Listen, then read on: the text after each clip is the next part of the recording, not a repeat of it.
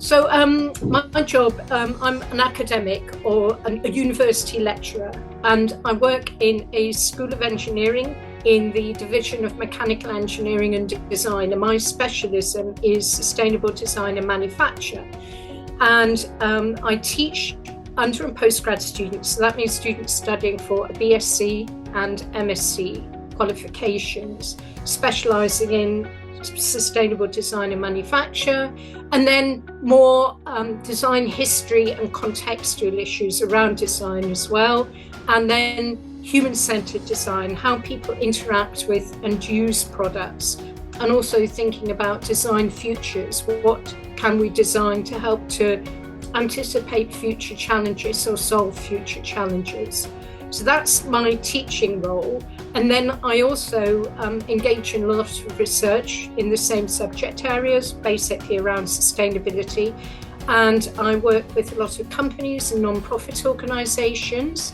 And at the moment, we're focusing on collaboration, looking at the redesign and remanufacture or changing the way things are manufactured for the electrical and electronic equipment sector, because this has a really high environmental impact.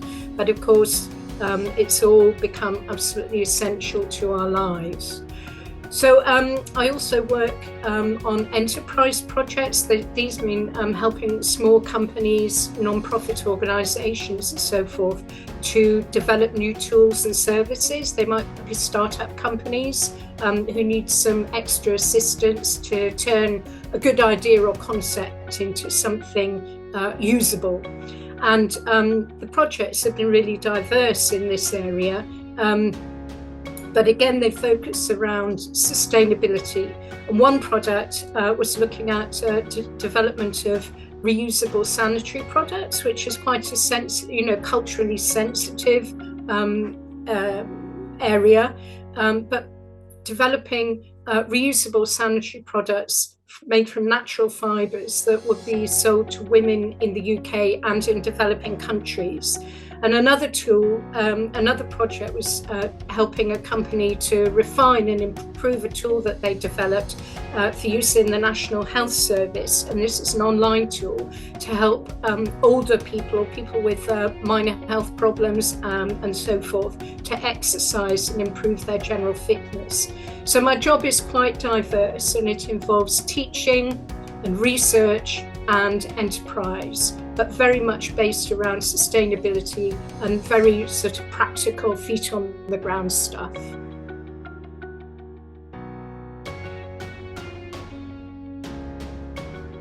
Well, designers have directly and indirectly contributed to environmental degradation and climate change because of the way in which products were designed, manufactured and used.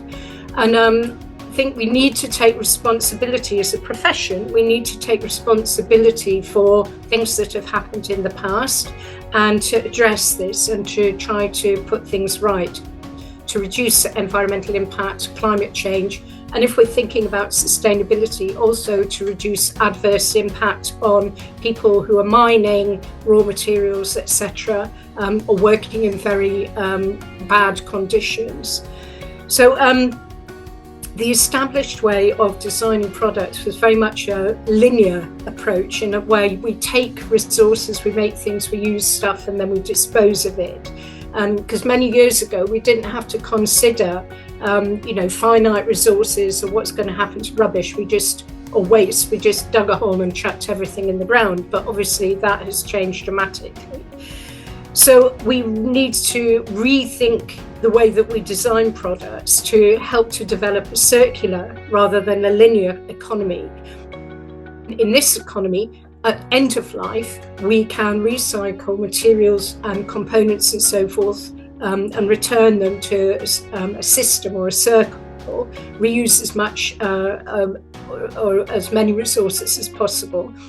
And also, because we haven't got very good recycling infrastructure at the moment, it's not very well developed, we also need to design products to ensure that their life can be as long as possible.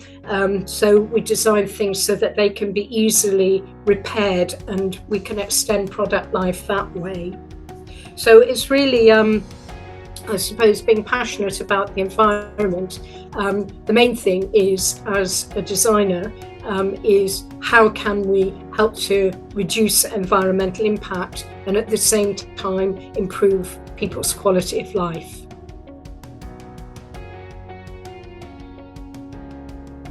So climate change, we think of this being exaggerated or accelerated, increased, whatever. It is a natural phenomenon, but it's certainly being increased by human activity. And, there's masses of scientific evidence to support this. It's not just an idea that's been, pulled out of nowhere. It's a proven concept.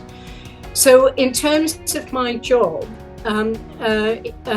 addressing the impacts of climate change, we want to reduce it now and in the future. So key things are designing products that are more energy efficient and resource efficient, because it's fine, say, to design a kettle that uses hardly any energy to heat water, but if the embodied impacts, the embodied carbon and other impacts are really, really high, then you are counteracting the benefits of energy saving or operational energy saving with embodied impact. So we try to design products that are both energy and resource efficient, and that might be by reducing the mass of the materials used to make products in the first place, but ensuring that we don't compromise quality and performance. We also want to make products more durable, that they last longer. And I've already mentioned the circular economy and the need to repair products, but we can upgrade them by adding in or swapping older for more contemporary components, for example, making sure that things can be reused, encouraging reuse as well, and then recycling at end of life. But I think my role as a designer is to offer people products that do this, but we also need to look at behaviour change. How can we encourage end users to engage with more efficient products or products that have a lower impact on the climate? So some of my research also looks at behaviour change. How can we encourage this sort of change in behaviour? And one way is by highlighting the benefits of greener or lower carbon activities and products and so forth to businesses at one end, and also to the public vis-a-vis their lifestyle. So those are really important. And I think for me, again, one of the key things is collaborating with industry, because we can make real impact, fairly quickly, rather than just doing pure research and hoping that industry will adopt what we do. By actual direct collaboration, we can make an impact more quickly.